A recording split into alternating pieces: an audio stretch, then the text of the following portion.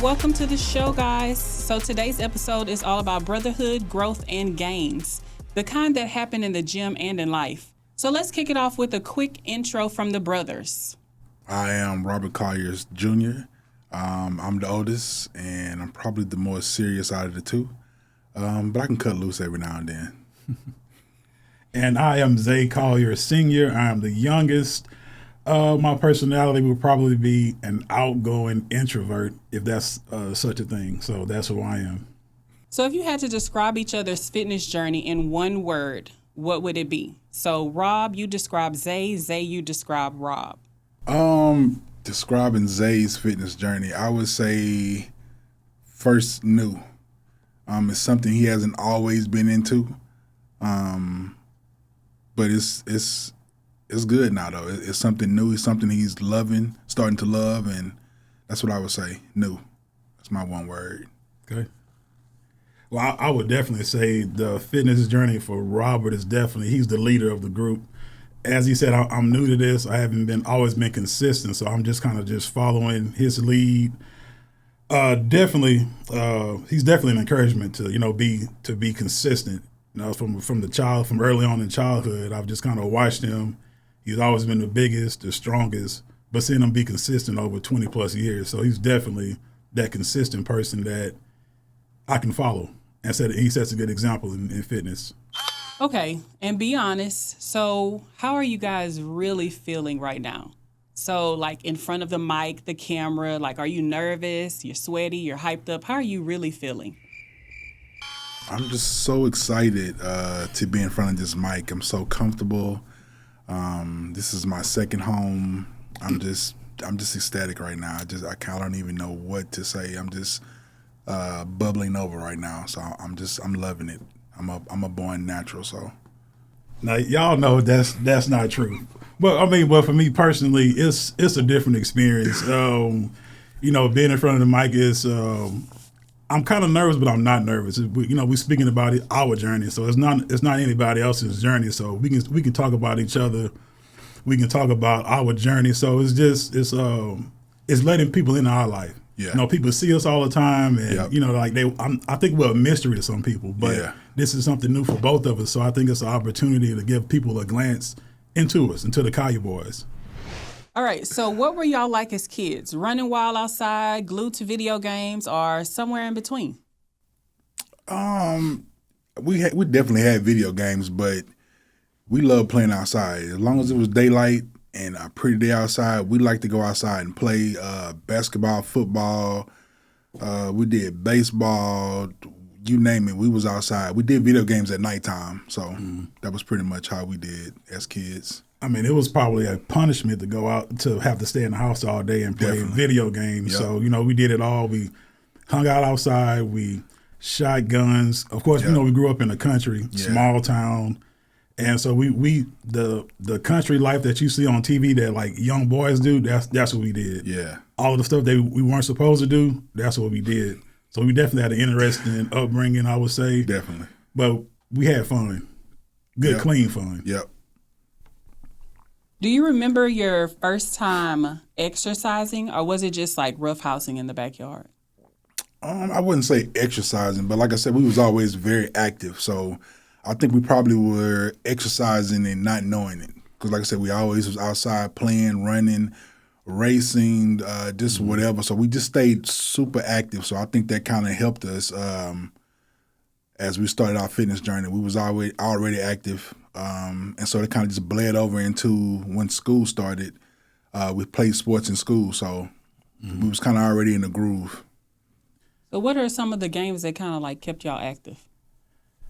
We played basketball from sun up to sundown. Yeah. We had some of the biggest fights playing basketball, and then football. It's tackle in the grass, but then touching the street. So if you're running and you get to the grass, then you can get tackled, but in the street, there's just touch. But sometimes we tackle in the street too. So and then we were natural athletes. Yep. That's something as well too. So our fitness journey growing up it's been evolving ever since. Facts. So y'all would say you didn't have to work at being athletic, since you said it was just kind of natural. I wouldn't say we didn't have to work at it, but we did. We had a foundation. And so with the foundation, we was able to just build on the foundation. So it wasn't, so hard to jump into sports in school. We didn't know what we were doing. We kind of were already doing it.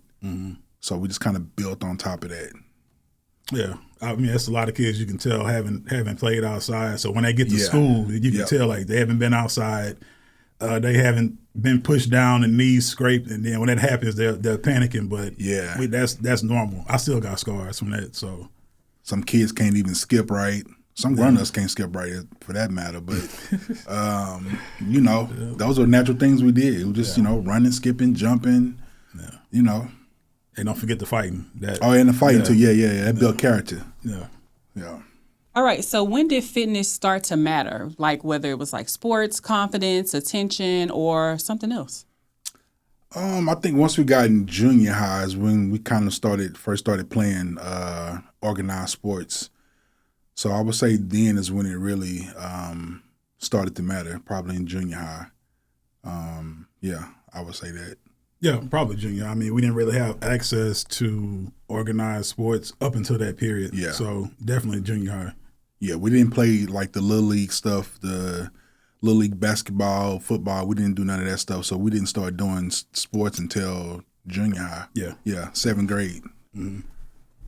Did either of you play a sport? Like, were you on the sidelines more, or were y'all like actually in the game? Sidelines. Yeah, what kind of question is that? We were playing, if I remember correctly. Football, track. Field. We both threw shot put. I think Zay did discus a little bit. Yeah, a little bit. Powerlifting. So yeah, we did a few things in high school. Mm-hmm. All right, so be honest. How would you describe your athletic period in school? Did you love it? Just try to survive the mile run? Well, I mean, since you played sports and all, so I'm going to assume that you had to love it. I love the weightlifting part of it, not so much the running. I wouldn't say I love the running part of it. I still don't. But the weightlifting part of it, I mean, I love lifting weights, so it was nothing to me. And I'm the exact opposite. I was lazy. Matter of fact, they used to call me lazy because I was so lazy. But I relied on my God-given talent, athletic, ability. So that's kind of what pulled me through. But I hated it. Going to athletics, having to be sweaty for the rest of the day. So I didn't really care for it much. But it's like I said, I was athletic, so that kind of helped bring me through. So okay, so back in the day, let's get into it. Who was the strongest, the fastest?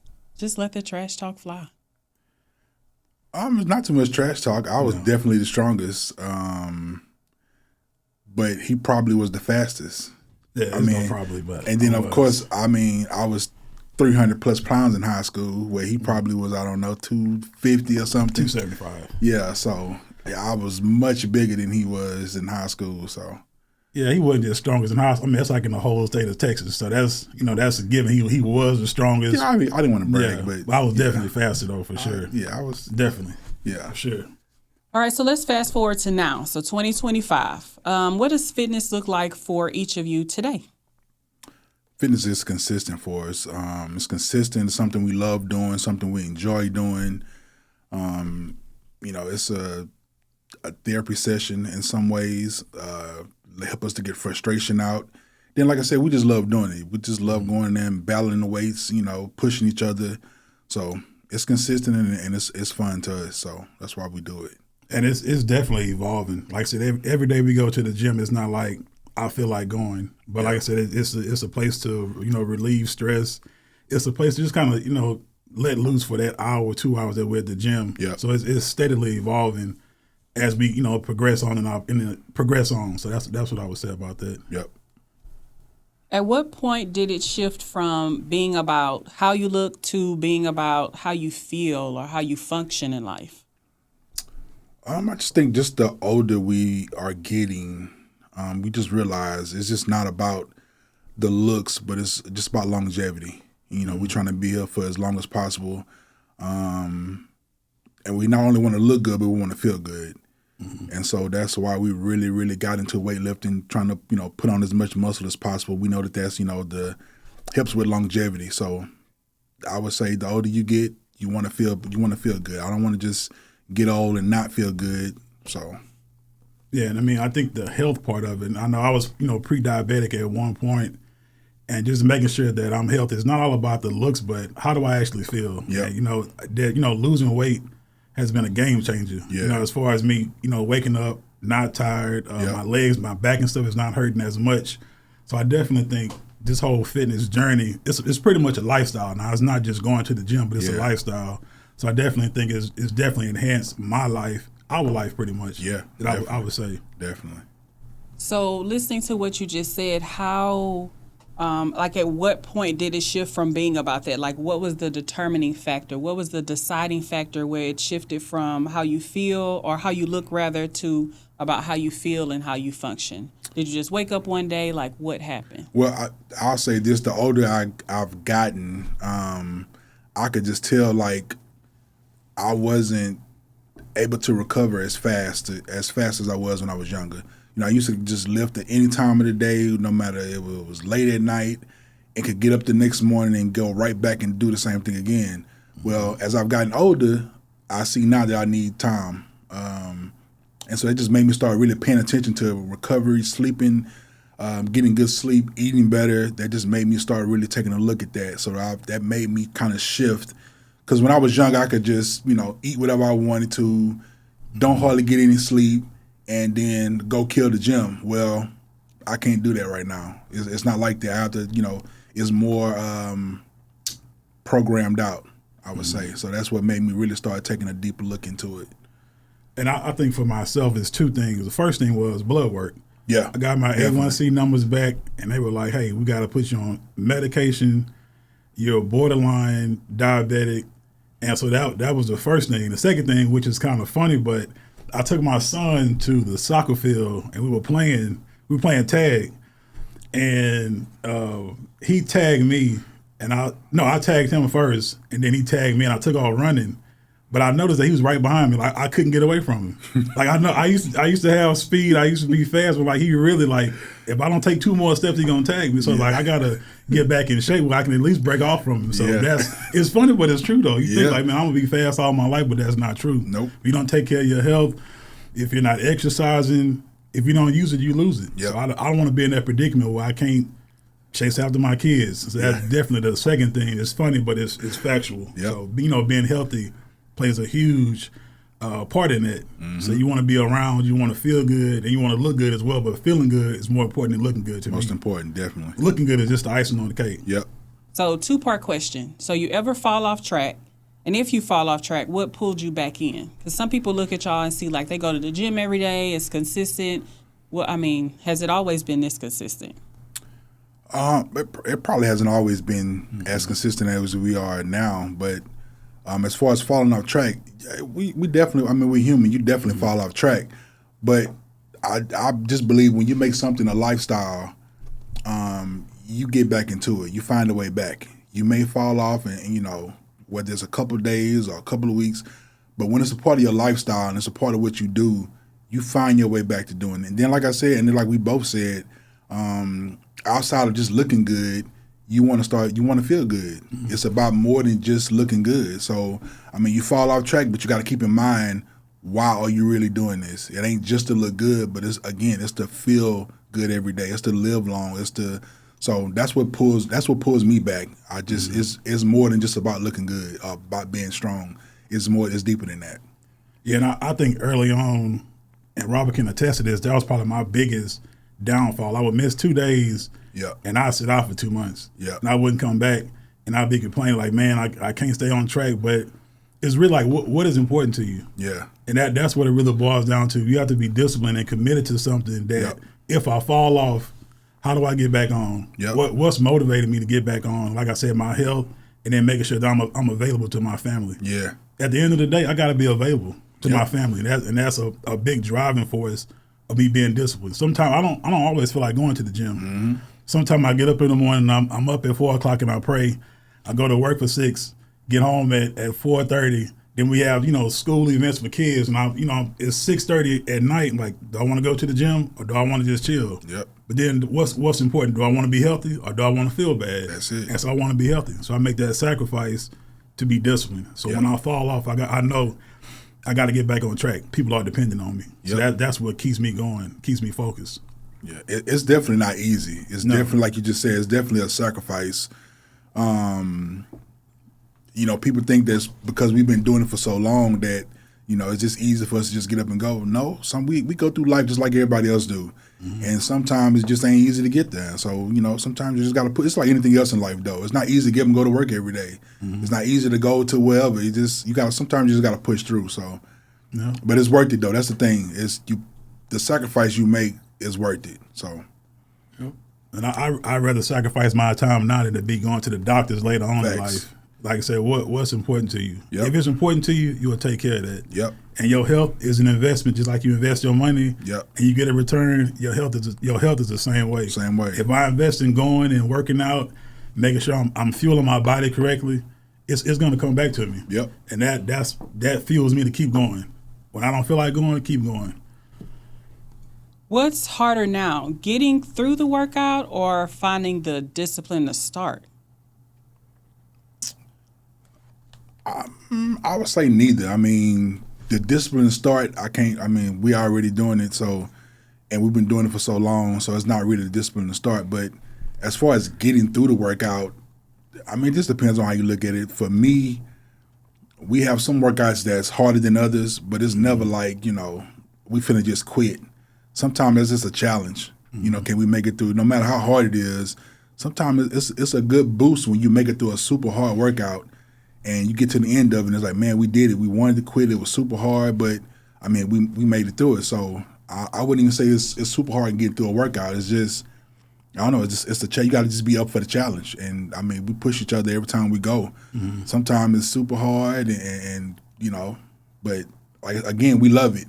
Mm-hmm. And, it's our why that's keeping us going. So, mm-hmm. And then recently, we had my oldest son came down. He was working in the oil field, and he was working out with us, and we was kind of talking like we normally do. And I forgot what the actual discussion was, but I told him that I asked him. I said, what the heaviest weight in the gym is? He's like, what is it? I said, it's the front door. That's it. And so my thing is, if I can make it through the front door, I'm good. Yeah. Because once I make it through that front door, no matter how I feel, no matter what my day has been like, I know what I'm here for. I've made it here. Now it's time to put in work. Yeah. But oftentimes people go to the gym. They might drive by it. They might say, well, I'm going to go next week. I'm going to go. No. Once you open that front door, that's your motivation to go in, Yep. handle your business, and keep moving forward. So that's definitely going through the front door.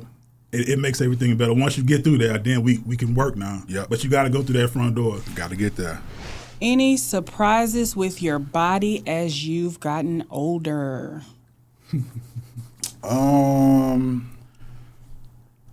Like I said before, just getting older, I just know I don't recover as fast as I used to. So, because I know that, again, I try to get more sleep, cleaner diet. That's really about it, though. I still do what I can do, but I think just the recovery for me is just not as, I don't bounce back as fast. Yeah, I would definitely second that. We can work out and then next thing you know, my shoulder hurt. And I would bounce right back with my shoulder hurt or my knee hurt. It's just the small things that you would overlook it or you would just work through it. But now it's like, man, to slow down a little bit. Yep. Give some more rest. It's a myriad of things that I think about now that I didn't think about back then. Yeah. So it's definitely an adjustment. But as of right now, I feel better. Yeah. I look better now I've ever looked before. Definitely. So it's definitely an encouragement there. And even when those changes happen, it's just about being smart. Mm-hmm. One thing that we don't do, or I'll say two things, but one thing, it's not about ego lifting with us. We don't. If something is too heavy, something is not feeling right, we will drop the weight in a minute. We will lower the weight in a minute. We don't care about ego lifting. So it's just about being smart, listening to your body. If something is tweaking a little bit, either your form is off or you need to drop the weight. So, we live smart. We lift hard, we have fun, but we live smart though. So that helps with the processing of getting older or whatever, lifting smart, work out smart. Mm-hmm. And it's not a competition. Like Nope. I know that Robert is stronger than me, but it's never like a a brotherly competition. It's always like I'm always following his lead. Like this is his lane. Yep. And I'm really following his lead. I know he's going to set the example. If he see me struggling, he'll tell me in a minute, like, drop the weight because you compromising your form. Yep. Okay, so what happens when you compromise your form? That's when you get injuries. That's facts. And so it's definitely teamwork. Yep. But I'm definitely following his lead. But it's like I said, it's just a process. Yep. So has the fitness journey made y'all closer, caused a few arguments along the way? I'm gonna say definitely helped us to get closer. I didn't know if that was probably possible. Mm-hmm. We were already super close. Never no arguments. No. We were always taught this. Our parents told us to always look out for each other. And, my mom in particular, she hammered, look out for your brother, watch out for your brother. So this is just another form of us looking out for each other. I'm making sure his health is on track. He's doing the same for me. We're pushing each other. It's just another form of that. So we've always done that. So that's what I say is it's even closer than what we already were. And again, we were already super close. So yeah, like I said, we definitely don't argue. Like we respect each other. We respect each other too much for that. But yeah. as far as bringing us closer, sometimes people assume that siblings will be close. Yeah. And that's not always the case. Nope. But for us, it's like, it's understood. Like we have each other. I know people say that I'm my brother's keeper, but we live that. Yeah, facts. I don't have to tell. So we probably don't tell each other I love you. Yeah. But would you rather me tell you I love you, or would you rather me show you that? Yeah. And so, for more than anything, we show our love toward each other. Yep. So it's definitely. Like I said, I don't think it's possible to get any closer, but Yeah. if it was, the gym would be just icing on the cake. Yep. For me. What's something you've learned from each other about health, wellness, or self-discipline? Honestly, like from him, as from me learning from him, it's never too late to start. Because again, like he said, he wasn't always so much into it as I was. But, here in the last, 6 years, Yeah, maybe 7 years, something like that, Yeah. something clicked. And that just lets you know, like, it's never too late. You don't have to, be in it as long as I've been into it.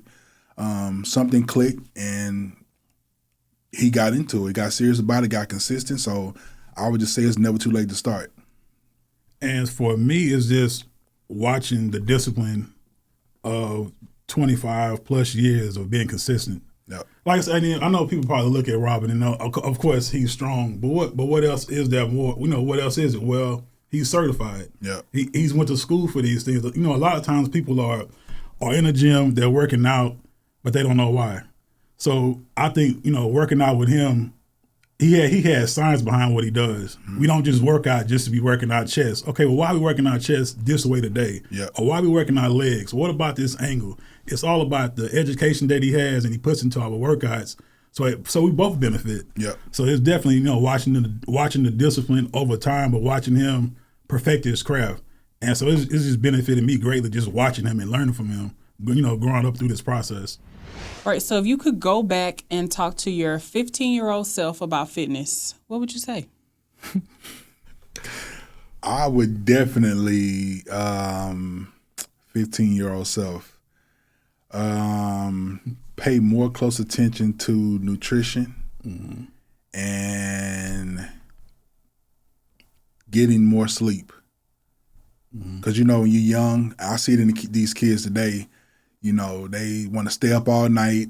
And, when you're young, you don't think you pay for that. But I would definitely go back and tell myself to get more sleep and, pay more close to nutrition, the things I was eating back in the day. Because,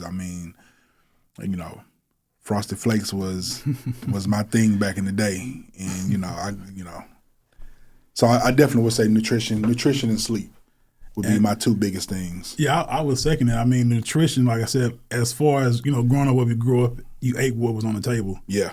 It wasn't like, okay, I want to have X, Y, and Z tonight. No, whatever was cooked. That's what you ate. And if you didn't like that, then you just went to bed hungry that night. And we didn't go to bed hungry. So we ate what was put in front of us.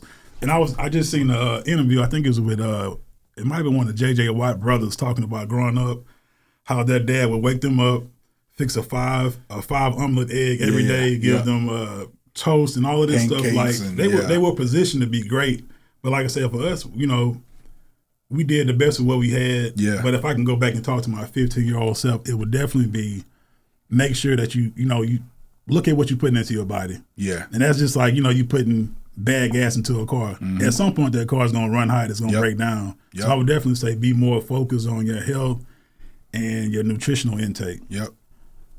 What's the best and worst fitness advice you've ever been given?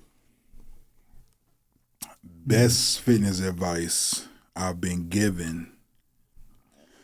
I would say probably just paying attention to form.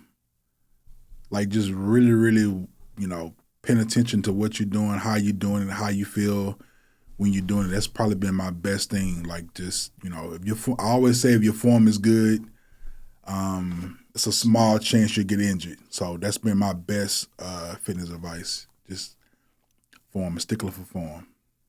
My worst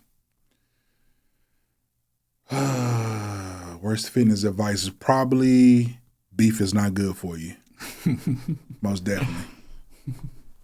For me, I would say the best is just, what he said, being consistent, making sure that you're not ego lifting. Yeah. Like I said, a lot of times people are ego lifting, and that's when you get hurt. And sometimes when you get hurt, you don't want to touch weights again. Yep. You pull a muscle, you tear a muscle, you don't want to touch weights again. So yep. Definitely the best advice I've got was, make sure you take care of your form. Yeah. And then be consistent.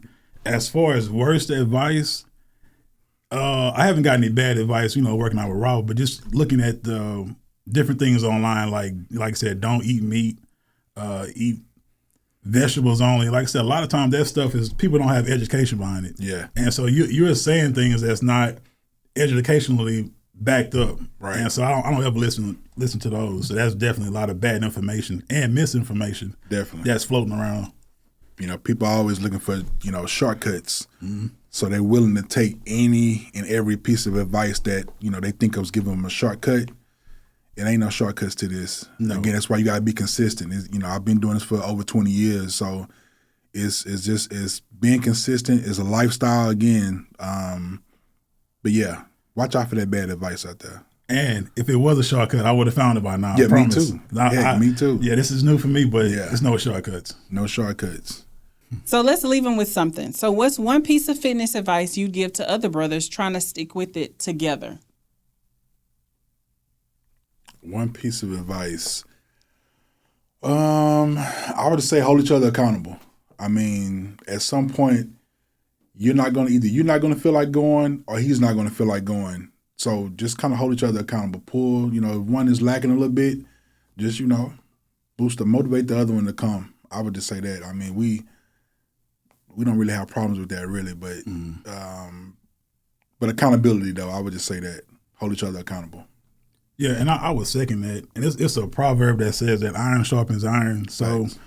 You can't find somebody weak and count on them. Yeah. It doesn't say iron sharpens wood or wood sharpens iron. Now you got to find somebody that's dependable. Yeah. That's accountable. That if I don't feel like coming, and I call you, gonna come. Yeah. Like no, you can't take the day off. Yeah. Like we got a rule now. No Mondays off. No Mondays And off. I know no matter what, at 6:15, 6:30, I got to be at the gym. Yep. I don't have to call Robert. I don't have to text him. I get in my truck and I'm at the gym at that set time. Unless it's an extreme emergency. Yeah. Every Monday we know that because I know he's waiting on me and I'm waiting on him.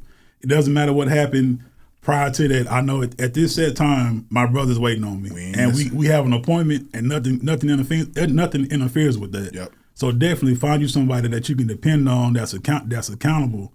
That you like I said you really can hold on to them. Yeah. Like I said, it's not easy. It's really not easy. Nope. But like I said, when you have somebody you know that I can count on, that's going to encourage me, that's going to uplift me and push me, that's all you need. Yep. So share with us one small goal you're each working toward right now. My goal is a little superficial, but one of the gyms we work out at just recently purchased 200-pound dumbbells. So one of my goals is to get to the point to where I can test these dumbbells out. So that's just one of my superficial goals. I want a six-pack. No, I'm just joking. For me personally, I want to look like I stepped out of a fitness magazine. And I mean, it could be superficial as well, but I mean, I know when you working out, you want to at least look like it. Yeah. So I just want to have that, and then I want to have a certain look, just that physical look, that dominant look. Yeah. So that's kind of what I'm working at, what I'm working towards, and it's coming. And I think another one for me is I want to be able to go to a beach and put on leopard print Speedos. I think that's going to be one of mine. You put on leopard, Okay. and I put on tiger. We're gonna be exotic together. Yeah, we're going to be the exotic boys, exotic Speedos. Yeah.